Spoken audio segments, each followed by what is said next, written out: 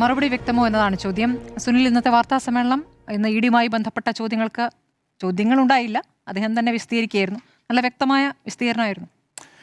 പൂർണ്ണമായി വ്യക്തമായി ചോദിച്ചാൽ എനിക്കങ്ങനെ പറയാൻ പറ്റില്ല.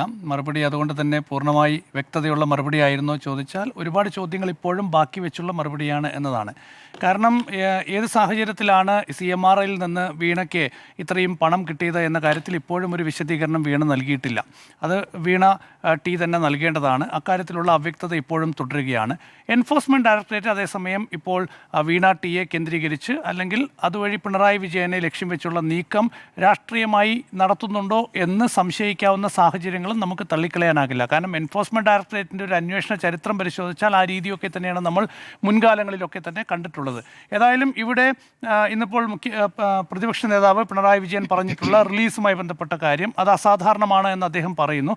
പക്ഷേ എൻഫോഴ്സ്മെൻറ്റ് ഡയറക്ടറേറ്റിൻ്റെ ട്വിറ്റർ പേജ് പരിശോധിച്ചാൽ റിലീസുകൾ കൃത്യമായി ഇറക്കുന്ന ഒരു പതിവൊക്കെ തന്നെ എൻഫോഴ്സ്മെൻറ്റ് ഡയറക്ടറേറ്റിനുണ്ട്. അന്വേഷണ ഘട്ടത്തിൽ അങ്ങനെ ഒരു വാർത്താക്കുറിപ്പ് പുറത്തിറക്കാൻ കഴിയുമോ എന്ന കാര്യം മറ്റൊരു നിയമപരമായ ചോദ്യമാണ്. സാധാരണ അതിന് സാധിക്കില്ല, കോടതികൾ അതിന് അനുവദിക്കാറില്ല. അന്വേഷണ ഘട്ടത്തിൽ അന്വേഷണത്തിൻ്റെ പൂർണ്ണ വിവരങ്ങൾ പുറത്തു വരുന്നതിന് മുൻപ് ഒരു വാർത്താക്കുറിപ്പ് ഇറക്കുന്നത് ഉചിതമല്ല എന്ന് പല കോടതികളും മുൻപ് പറഞ്ഞിട്ടുണ്ട്. പക്ഷേ ഇവിടെ വളരെ സെലക്റ്റീവായ ചില കാര്യങ്ങൾ ED വാർത്താക്കുറിപ്പിലൂടെ അറിയിക്കുന്നത് ഒക്കെ തന്നെ നമുക്ക് കാണാൻ കഴിയും.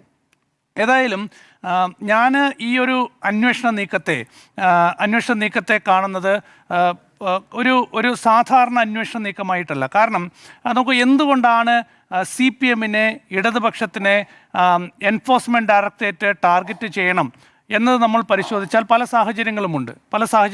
ഈ കേസിൻ്റെ പശ്ചാത്തലം അവിടെ ഇരിക്കട്ടെ. പക്ഷേ നമുക്കറിയാലോ, കഴിഞ്ഞ നിയമസഭാ തെരഞ്ഞെടുപ്പ് കാലത്ത് ഇവിടെ പ്രതിപക്ഷ നേതാവ് രാഹുൽ ഗാന്ധി പ്രസംഗിക്കാനെത്തി. അദ്ദേഹം പറഞ്ഞൊരു വലിയൊരു പ്രസ്താവനയുണ്ട്. എന്തുകൊണ്ടാണ് പിണറായി വിജയൻ്റെ വീട്ടിലേക്ക് കേന്ദ്ര അന്വേഷണ ഏജൻസികൾ കയറാത്തത്? എന്തുകൊണ്ടാണ് പിണറായി വിജയൻ്റെ കുടുംബാംഗങ്ങളെ എൻഫോഴ്സ്മെൻറ്റ് ഡയറക്ടറേറ്റും CBIയും ഒന്നും അറസ്റ്റ് ചെയ്യാത്തത്? എന്തുകൊണ്ടാണ് അന്വേഷണത്തിൽ ഇവർക്ക് സംരക്ഷണം കിട്ടുന്നത് എന്ന വലിയ രാഷ്ട്രീയ ആരോപണം ഉന്നയിച്ചിരുന്നു. പക്ഷേ പിന്നീടുള്ള ദിവസങ്ങളിൽ നമ്മൾ നോക്കൂ, പിണറായി വിജയൻ്റെ മകൾക്കെതിരെയുള്ള ഈ കേസ് പൊടിതട്ടിയെടുത്ത് ശക്തമായ നീക്കം എൻഫോഴ്സ്മെൻറ്റ് ഡയറക്ടറേറ്റ് നടത്തുന്നത് നമ്മൾ കാണുന്നതാണ്. നേരത്തെ 2019 ഈ ഒരു SFIയുടെ ഇൻകം ടാക്സ് റെയ്ഡിനെ തുടർന്ന് CMRIൽ നിന്ന് ഒരു ഡയറി കിട്ടുന്നു എന്ന് പറയുന്നു. അതിൽ 182 കോടി രൂപ ഒരു വ്യാജ ചെലവായി കണ്ടെത്തിയെന്ന് പറയുന്നു. ആ 182 കോടി രൂപയിൽ നിന്ന് 2.78 കോടി രൂപ ചികഞ്ഞെടുത്തുകൊണ്ട് അത് വീണ ടിക്ക് അനധികൃതമായി കിട്ടിയതാണ്, അത് ആ ഒരു പണത്തിന് അവർ സേവനം നൽകിയില്ല എന്നൊക്കെ പറഞ്ഞുള്ള അന്വേഷണമാണല്ലോ ഇപ്പോൾ വളരെ ദ്രുതഗതിയിലൊക്കെ തന്നെ എൻഫോഴ്സ്മെൻറ്റ് ഡയറക്ടറേറ്റ് മുന്നോട്ട് കൊണ്ടുപോകുന്നത്. അതിനിടയിലാണ് ഇപ്പോൾ പറയുന്നത് 85 ലക്ഷം രൂപ വിദേശത്തേക്ക് കടത്തിയെന്ന് പറയുന്നു, 20 കോടി രൂപയുടെ ഒരു ട്രാൻസാക്ഷൻ നടന്നു എന്ന് പറയുന്നു. പക്ഷേ ഇതിനൊന്നും എന്താണ് തെളിവ്? ഇപ്പോൾ എൻഫോഴ്സ്മെൻറ്റ് ഡയറക്ടറേറ്റ് ഇപ്പോൾ പുറത്തിറക്കിയ ഒരു വാർത്താക്കുറിപ്പിൽ പറയുന്നുണ്ട്, ഒരു കടലാസിൽ 20 കോടി രൂപയുടെ ട്രാൻസാക്ഷൻ നടന്നു എന്ന് പറയുന്നു. എന്തടിസ്ഥാനത്തിലാണത് വീണ ടി നടത്തിയതാണ് എന്ന് ഈ ഒരു റിലീസിലൂടെ ഒരു പ്രാഥമിക ഘട്ടത്തിൽ ഒരു അന്വേഷണ ഏജൻസിക്ക് പറയാൻ കഴിയുക എന്ന കാര്യത്തിൽ എനിക്ക് വലിയ സംശയമുണ്ട്. കാരണം നമുക്ക് ഈ ഒരു ഹാൻഡ് റിട്ടൺ കോപ്പി, ഒരു കയ്യെഴുത്ത് അത് വീണ തന്നെ എഴുതിയതാണ് എന്നതിന് ഏതെങ്കിലും ശാസ്ത്രീയ തെളിവുകൾ EDക്ക് ഇതുവരെ കിട്ടിയിട്ടുണ്ടോ? അങ്ങനെ നടത്തിയതായി ED എവിടെയെങ്കിലും പറയുന്നുണ്ടോ? അത് സംബന്ധിച്ച് ഒരു വ്യക്തതയുമില്ല. അപ്പോൾ നിങ്ങൾ കുറേ കടലാസ് തുണ്ടുകൾ കിട്ടി, അതിൽ 20 കോടി രൂപ എന്ന് എഴുതിയിരിക്കുന്നു. ആ 20 കോടി രൂപയുടെ ട്രാൻസാക്ഷൻ നടന്നു എന്ന് നിങ്ങളുടെ നിഗമനമായി പറയുന്നു. അതിനിടയിൽ ഇപ്പോൾ 85 ലക്ഷം രൂപ വിദേശത്തേക്ക് കടത്തിയെന്ന് പറയുന്നു. എങ്ങനെ കടത്തി, എവിടെ കടത്തി, ആര് കടത്തി, ഇതിലൊന്നും ഒരു വ്യക്തതയില്ല. ഇതൊരു ചാർജ് ഷീറ്റായി ഏത് രീതിയിലായിരിക്കും കോടതിയിലേക്ക് എത്തുക എന്ന കാര്യത്തിൽ എനിക്ക് വലിയ കൗതുകമുണ്ട്. നോക്കൂ, ഇവിടെ നമ്മൾ മനസ്സിലാക്കേണ്ടത് ഇടതുപക്ഷം, CPIM, കമ്മ്യൂണിസ്റ്റ് പാർട്ടികൾ എന്ന് പറയുന്നത് എല്ലാ കാലത്തും സംഘപരിവാറിൻ്റെ ഒരു രാഷ്ട്രീയ ടാർഗറ്റാണെന്നുള്ള കാര്യത്തിൽ യാതൊരു സംശയവും വേണ്ട. നമ്മൾ ഡൽഹിയിലെ CJP സമരത്തെക്കുറിച്ച് നമ്മൾ വലിയ തോതിൽ ചർച്ച ചെയ്യും. ഈ CJP പക്ഷേ ഇന്ന് വാർത്താ സമ്മേളനം നടത്തിയപ്പോൾ വേണമെങ്കിൽ പിണറായി വിജയന് പറയാമായിരുന്നു, ഇവിടെ നിന്ന് അത്തരം ഹാൻഡ് റിട്ടൺ നോട്ട്സ് എടുത്തിട്ടില്ല.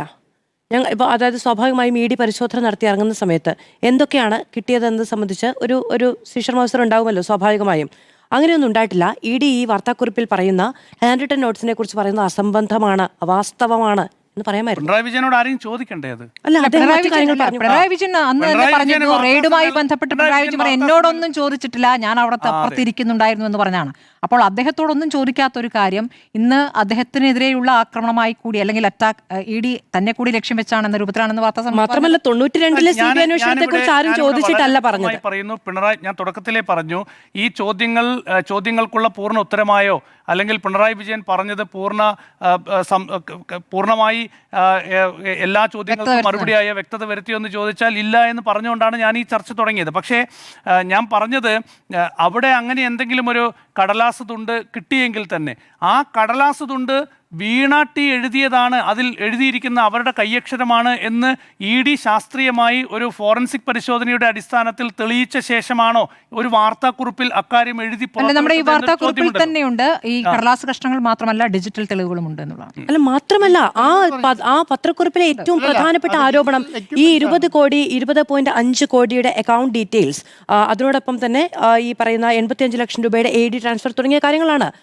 അതായത് ആ പത്രക്കുറിപ്പിനെ പൂർണ്ണമായും തള്ളി പറയുന്ന, ഞാൻ വിശ്വസിക്കുന്നില്ല ഇപ്പോഴും, പക്ഷേ അത് ആ പത്രക്കുറിപ്പിനെ പൂർണ്ണമായും തള്ളി പറയുമ്പോൾ ഒറ്റ വരി കൊണ്ട് അതിനെ റദ്ദ് ചെയ്യാം. 92-ലെ കേസുമായി ബന്ധപ്പെട്ട കാര്യങ്ങളൊക്കെ പറയുന്നുണ്ടല്ലോ. ED found certain handwritten accounts maintained by and the handwritten notes contain the names of the persons. Amounts handled, spent, amounts transferred to Dubai. The accounts contain details of amount handled in AED, Dubai currency.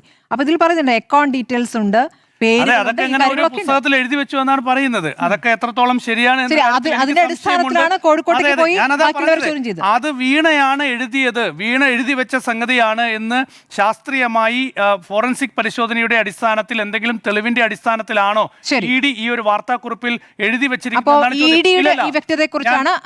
ഞാൻ പറയട്ടെ പിണറായി വിജയന്റെ വാർത്താ സമ്മേളനത്തിന്റെ വ്യക്തതയുടെ കാര്യത്തിലാണ് ചോദ്യം. പക്ഷെ ഞാൻ പറയുന്നത് ഇവിടെ എൻഫോഴ്സ്മെന്റ് ഡയറക്ടറേറ്റിന്റെ ഇത്തരം നീക്കങ്ങൾ നോക്കിയാൽ അതിലൊരു രാഷ്ട്രീയ ലക്ഷ്യമുണ്ട് എന്ന് നമുക്ക് സംശയിക്കാവുന്ന സാഹചര്യങ്ങളുണ്ട്. എന്തുകൊണ്ടാണ്? നമുക്കിവിടെ കേരളത്തിൽ ഇപ്പോൾ CPM അധികാരത്തിലില്ല, ഇടതുപക്ഷം അധികാരത്തിലില്ല, എന്നിട്ടും എന്തുകൊണ്ട് ഈ കേസിൽ ED മുന്നോട്ട് പോകുന്നു എന്ന് നമ്മൾ പരിശോധിച്ചാൽ പല സാഹചര്യങ്ങളും കേസ് ഉണ്ടെങ്കിൽ എന്തുകൊണ്ടാണ് 180 കോടിയെ കുറിച്ച് അന്വേഷിക്കാത്തത്? മുൻ മുഖ്യമന്ത്രിയുടെ മകൾ, ഒരു മുൻ മുഖ്യമന്ത്രിയുടെ മകൾ, പ്രതിപക്ഷ നേതാവിന്റെ മകൾ, അവർക്കെതിരെ മാത്രമേ അന്വേഷണമുള്ളൂ. എന്തുകൊണ്ടാണ് 130 കോടിയാണ് ഇപ്പൊ പറയുന്നത് 182 കോടി. 182 കോടിയുടെ മറുപടി എവിടെ? 182 കോടി ആദ്യം അന്വേഷിച്ചിട്ട് മതി ഈ പറയുന്ന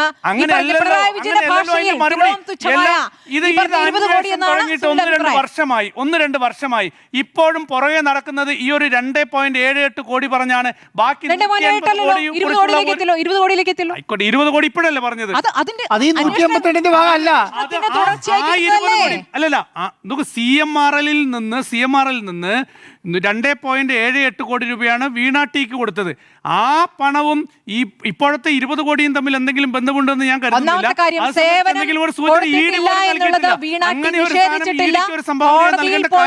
കോടതിയിൽ ഈ രേഖകൾ ഇതിനകം തന്നെ ED കൊടുത്തു കഴിഞ്ഞതാണ്. ഇതുവരെ അതിനെതിരെ കോടതിയെ സമീപിച്ചിട്ടില്ല. രേഖകളുമായി ബന്ധപ്പെട്ട്, അതായത് ഈ സേവനമില്ലാതെയാണ് പണം കിട്ടിയതിന്റെ യാഥാർത്ഥ്യം അവിടെ നിൽക്കുന്നത്. ഈ കേസ് അവിടെ ഇരിക്കട്ടെ. പിണറായി വിജയനെതിരെയുള്ള SNC ലാവലിൻ കേസ് സുപ്രീം കോടതി 2017 പോകണം. 2017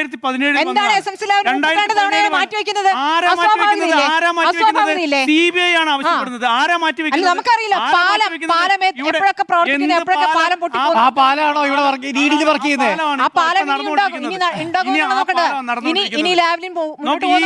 ആ കേസ് എന്തുകൊണ്ടാണ്? നേരത്തെ ചീഫ് ജസ്റ്റിസ് ആയിരുന്ന NV രമണ അന്ന് CBIയുടെ അഭിഭാഷകരോട് പറഞ്ഞു, നിങ്ങൾ ഈ കേസുമായി മുന്നോട്ട് വരുന്നുണ്ടെങ്കിൽ, അത് വിചാരണ കോടതിയും ഹൈക്കോടതിയും തള്ളിയ ഒരു കേസുമായി മുന്നോട്ട് വരുമ്പോൾ പുതുതായി എന്തെങ്കിലും തെളിവുണ്ടെങ്കിൽ വന്നാൽ മതി എന്ന് പറഞ്ഞതിന് ശേഷം ഇതുവരെ CBI അവിടെ പോയിട്ടില്ല. അപ്പം ഈ കേസുകളൊക്കെ നോക്കിയാൽ ഇതിന് പിന്നിൽ ഒരു പൊളിറ്റിക്കൽ ടാർഗറ്റ് ഉണ്ട് എന്ന് നമുക്ക് സംശയിക്കാവുന്ന സാഹചര്യമുണ്ട്. ഞാൻ നേരത്തെ പറഞ്ഞു വന്നത്, ഈ CJP സമരത്തിനൊക്കെ തന്നെ സമരസംഘടന ഒരുക്കിയത് ഇടതുപക്ഷ സംഘടനകളാണ്. ഇത് നിസാര സംഗതിയായി കാണേണ്ടതില്ല എന്നുള്ളതാണ്. ഇപ്പോൾ പ്രധാനമന്ത്രി നരേന്ദ്രമോദി പറയുന്നു ദിമാഗി നക്സൽ. ആരെയാണ് ദിമാഗി നക്സൽ എന്ന് പറയുന്നത്? നേരത്തെ ഈ ആന്തോളൻ ജീവി എന്ന് പറയുന്ന ആരെയാണ്? ഈ സമരം ചെയ്യുന്ന ആളുകളെയാണ്. അതുകൊണ്ട് തന്നെ ഈ ഒരു സമര സംഘാടനം നടത്തുന്ന ആളുകളെ, ഇടതുപക്ഷ ബുദ്ധിജീവികളെ അല്ലെങ്കിൽ ഇടതുപക്ഷത്തിനൊപ്പം നിൽക്കുന്ന ആളുകളെ ടാർഗറ്റ് ചെയ്യുക എന്നത് എല്ലാ കാലത്തും സംഘപരിവാറിന്റെ രാഷ്ട്രീയ അജണ്ടയാണ്. ഞാൻ ആ നിലയ്ക്കാണ് ഈ ഒരു കേസിനെ കാണുന്നത്. അല്ലാതെ 182 കോടി രൂപ വ്യാജ ചെലവുണ്ട് എന്ന് CMRന്റെ ഡയറിയിൽ കണ്ടെത്തുന്നു. ആ 182 കോടി രൂപയിൽ 2.78 കോടി രൂപ മാത്രമാണ് എൻഫോഴ്സ്മെന്റ് ഡയറക്ടറേറ്റിന്റെ അന്വേഷണ പരിധിയിലുള്ളത്. സംബന്ധിച്ച മറുപടി പിണറായി വിജയന്റെ മറുപടി വ്യക്തമല്ല. പക്ഷേ അതോടൊപ്പം തന്നെ അതിനേക്കാൾ വ്യക്തത കുറവ് EDയുടെ അന്വേഷണത്തിലാണ്.